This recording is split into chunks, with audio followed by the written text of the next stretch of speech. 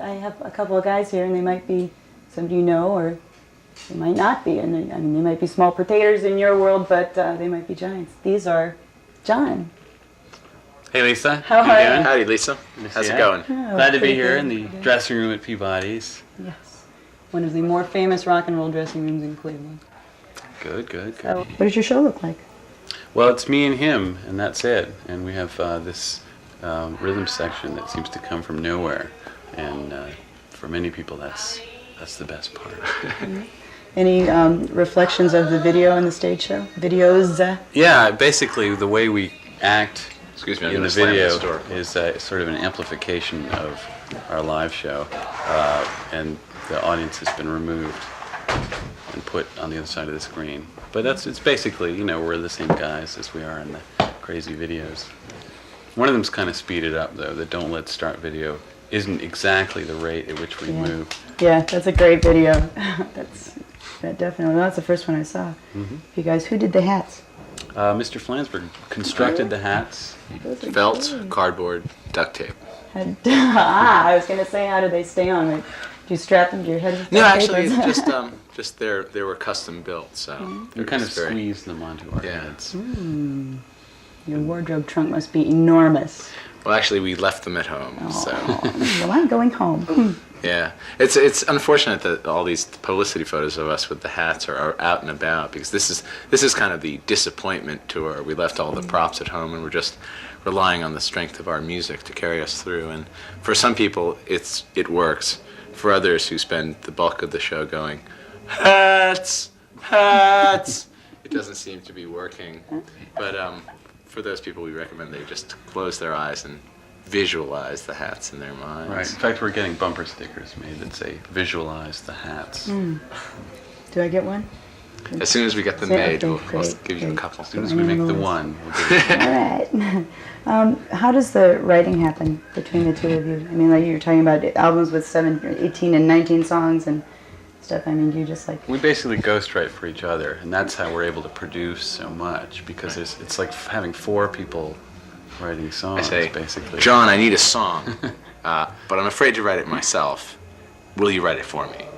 No, basically we write pretty independently of one another. We've done collaboration in a lot of different ways, and we've also we've sort of set out to write songs a lot of different ways. Sometimes you just kind of put something together on the drum machine, and that's enough to inspire you to put together a whole piece of music. Other times, you're just riding your bike and you get an idea. You have to remember there was a period of about 10 years before we ever made any records when we knew each other, and so we have a big backlog too that we're drawing from constantly. But who got the idea for the phone line? I think it's the greatest idea, and we will give the phone number. That's right, it'll be on the bottom of the screen. Do you know it off the top of your head?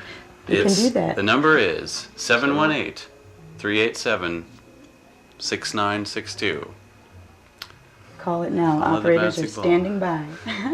It's a long distance call. It costs just as much as calling your parents who you haven't called or anybody else. It's not $2 or whatever.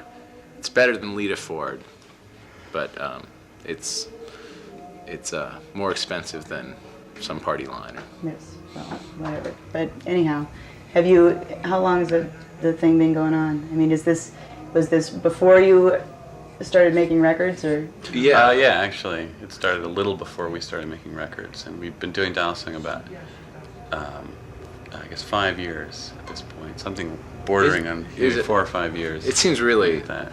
An incredibly long time to do something as completely hopeless as have a phone machine in your house that just plays songs to people. Well, it's a bright spot in my day. Okay. Oh, great! I'm glad exactly you called. Hopeless.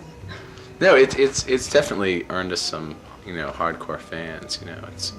It's a nice thing in a lot of ways, and it's a nice vehicle for us to do songs that we might not ever be able to do in the show. So there are all these sort of songs that are basically too weird to ever perform in public have their little place on the phone machine. Who do you produce yourselves? I mean, video and record-wise. Who else do you work with? Or are you we have sort of key people who we've worked with throughout since we started. Adam Bernstein has directed all our videos, and we have a really good relationship with him because he has a lot of good ideas, and he also response to our ideas. So we have a pretty good big input into what we, into the visual aspect of the thing. And Everything we've put on vinyl so far has been produced by Bill Krause, who now we're going to start trying to produce our own records. So this is actually we just completed recording the first EP with that, just by ourselves in the living room with the 8-track, and so we're going to wait and see how that is received. I think it's a pretty good record myself. Well, who would know better what you want to hear than yourselves, right? That's right, Lisa. That's right. Damn it!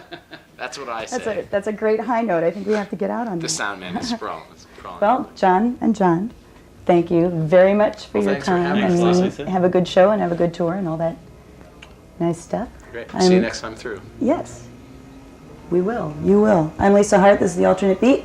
We'll see you later.